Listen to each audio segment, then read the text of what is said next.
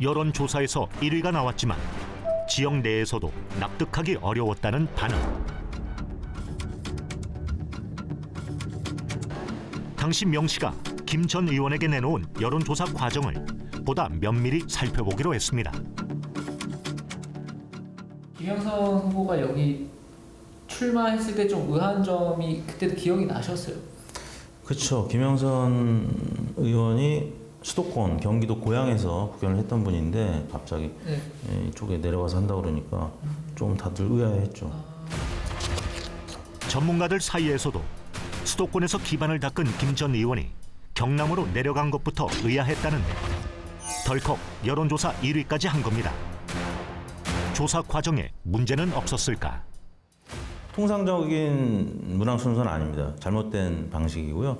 보통은 경선 여론조사 질문이 먼저 가고 그다음에 본선 가상대기를 가게 되는데 이게 역순으로 되게 되면 특정 후보한테 유리한 결과가 나올 수 있기 때문에 공정한 문항 순서라고 할 수 없습니다. 첫 번째 설문을 보면 당내 경선도 치르지 않았는데 여야 가상 양자 대결 후보에 김영선 전 의원을 올렸습니다. 마치 김 전 의원이 미래통합당 유력 후보인 것처럼 인식될 가능성이 있다는 것. 실제로 다음 설문인 당내 경선 후보 여론조사에서 김 전 의원이 모두 1위를 차지했습니다. 동조 효과는 굉장히 컸다고 봅니다. 내가 이 사람을 잘 모르는데 갑자기 여론조사가 더 높게 나오면 사표 심리 방지가 될 거고 이 사람이 대선가 보다라면서 최대 효과가 크죠. 이 사람의 인지도를 알리는 것에는 크게 도움이 됐을 거라고 봅니다. 특히나 박빙이라던가 하는 상황에서는 좀 더 크게 보여줄 수 있지 않을까. 특히나 또 선거 초반기 아직 여러 가지 그 후보에 대한 정보가 우리 유권자들한테 아직 다가오지 않았을 경우에는 더욱더 효과를 발휘할 수 있지 않을까.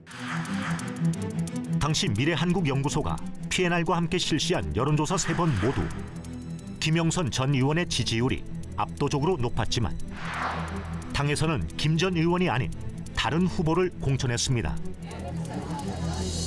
중앙선거 여론조사 심의위원회는 미래한국연구소가 2019년부터 2022년까지 실시한 선거 여론조사 24건 중 7건을 여론조사 기준 위반으로 고발 등 조치했습니다. 여론조사에서 가장 중요한 거는 표본을 얼마나 공정하게 샘플링하냐인데요. 특정 DB를 사용하는 순간 여론조사가 왜곡이 되게 돼 있는데요. A 후보를 지지하는 지지층을 많이 DB에 포함시키면 당연히 A 후보 지지율이 올라갈 수밖에 없기 때문에 공정한 여론조사라고 할 수 없겠습니다.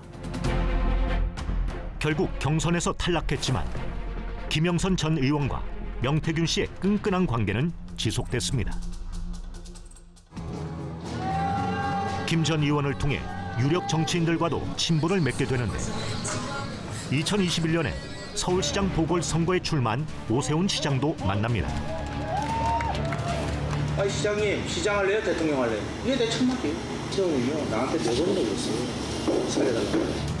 김종인 당시 국민의힘 비대위원장을 움직여 오세훈 안철수 단일화를 만들어냈다는 것. 오세훈 시장의 당선 배경에 정말 변방의 선거꾼 명태균의 힘이 작용했던 걸까? 국민적 해소 차원에서 묻겠습니다. 시장님 살려달라고 울었다라고 명태균 씨가 이야기를 하고 있습니다. 그런 사실 있습니까? 아유, 허무맹랑한 소리죠. 네. 죄송합니다만 시장님에 대해서 명예훼손적인 많은 발언들이 오고 있습니다. 시장님, 명태균 씨에 대해서 명예훼손으로 고소할 생각 있으십니까? 네, 고소장은 써놨습니다. 네. 오세훈 시장 측은 서울시장 보궐선거를 앞두고 김영선 전 의원의 소개로 명 씨를 만난 건 사실이지만 여론조사에 대한 전문성이 부족했기 때문에 특별히 도움받을 게 없었다고 선을 그었습니다.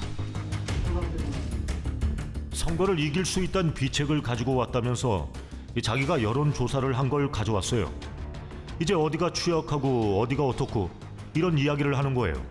근데 저랑은 견해가 달랐어요. 그래서 기본도 안 돼 있다고 제가 지적했고 서로 언성이 높아지면서 그만 이야기하자 이렇게 된 거죠. 그의 말은 어디까지가 사실인 걸까?